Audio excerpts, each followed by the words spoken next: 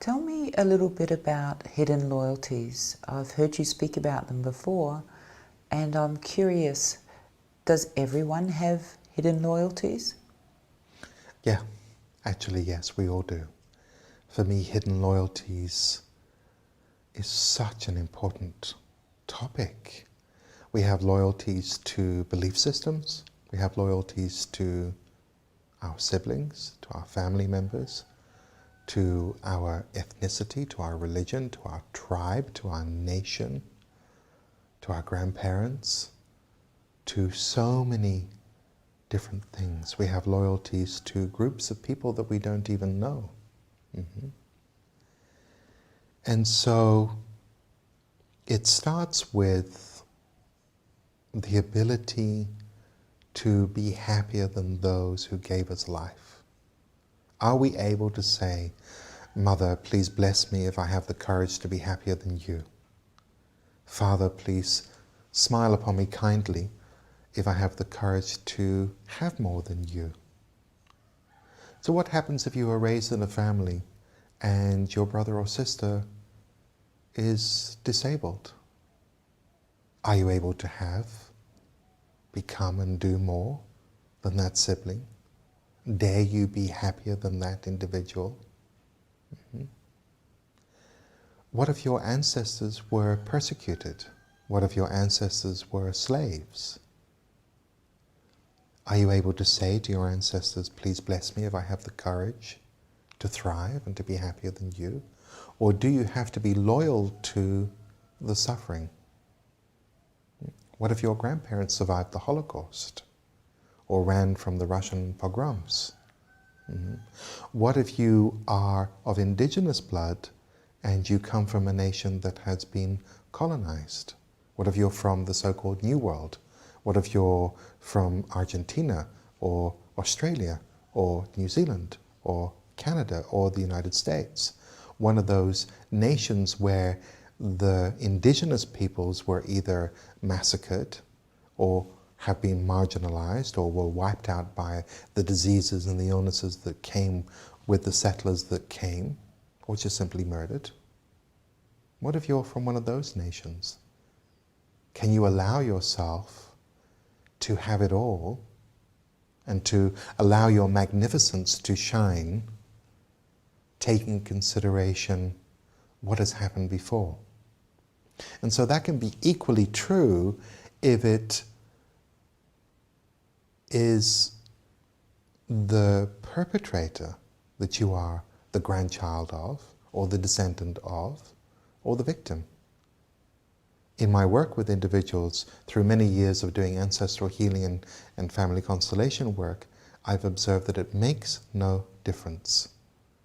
So if you are the descendant of the slave owner, you are just as likely to sabotage your own success through alcohol, through consistent bankruptcy, through drug taking, even through suicide, than you are if you are the descendant of the slaves.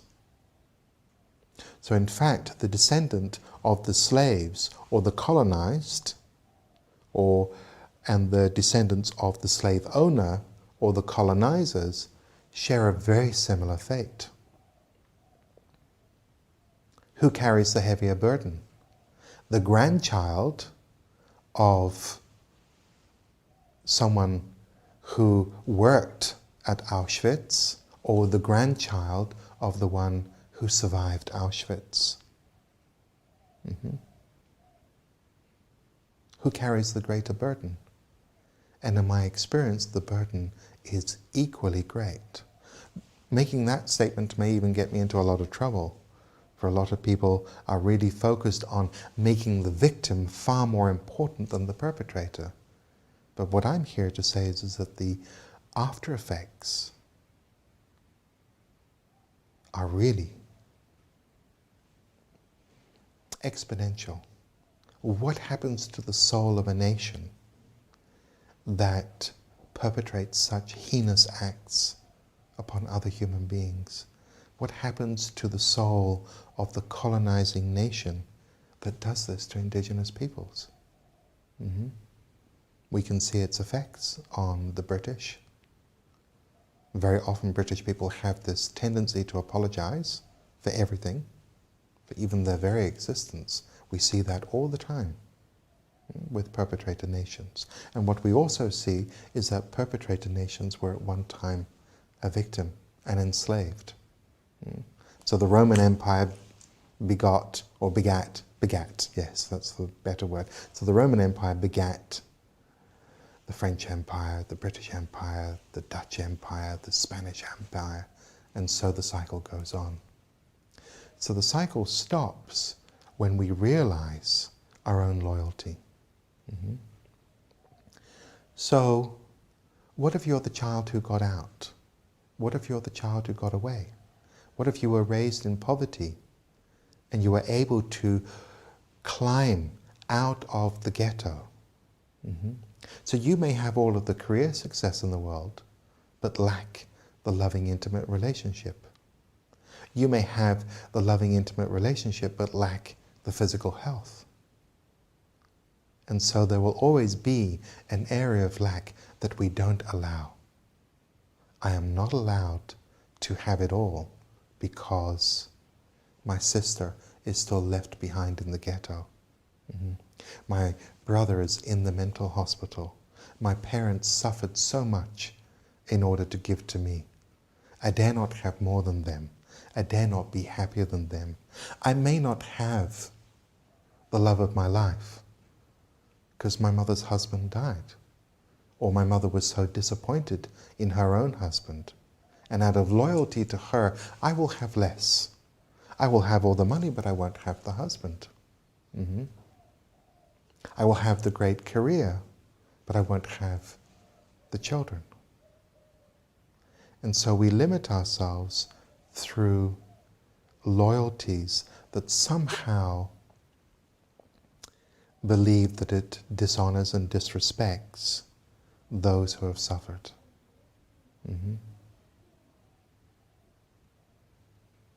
That's what happens.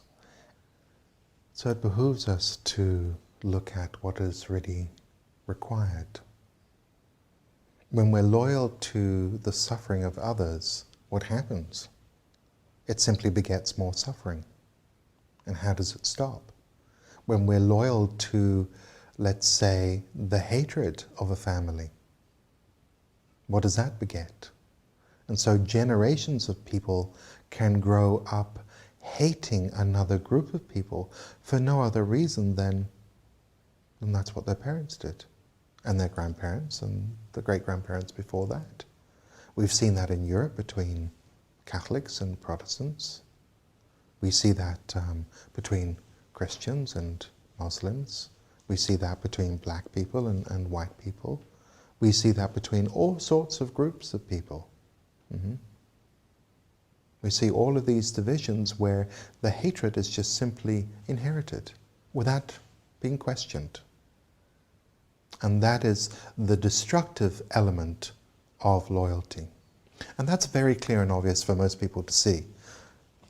Hey, I'm buying into the hatred of my parents and my grandparents, between, let's say, Serbs and Croats, for example, or between Christians and Muslims and white people and black people.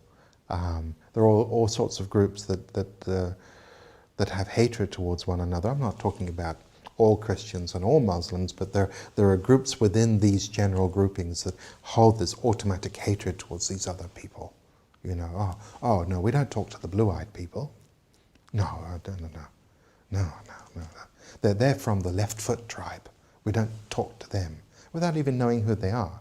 So on some level, that's pretty obvious that those kinds of loyalties are destructive and unhealthy.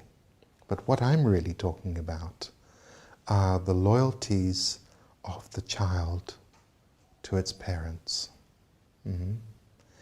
Because what's wrapped up in that?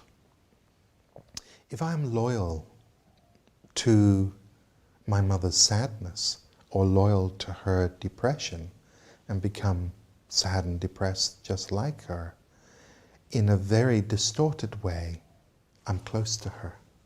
And then there's a hope that I'm going to get what I wanted, to merge, to be brought into her heart, to have that experience of merging love. If I'm loyal to my father's anger at these people or that person, then I get to be close to him.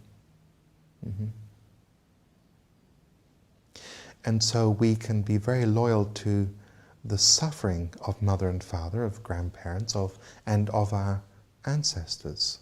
And so what happens if you come from a marginalized group of people? Let's say you're from an ethnic minority. We can be loyal to the ghetto. In some circles, it is frowned upon to be successful, to step into your magnificence, because then, then you're just imitating those people that suppressed us. Because remember, they were the ones with all the power and the money. And so if you go after power and money, or what looks like power and money, then you're just trying to be like them. You're one of them now. In many countries where brown people or black people are the minority, these disparaging terms are born, such as, now you're a coconut, white on the inside, brown on the outside. It is ridiculousness. And so it is about loyalty. What loyalty is healthy and what loyalty is unhealthy?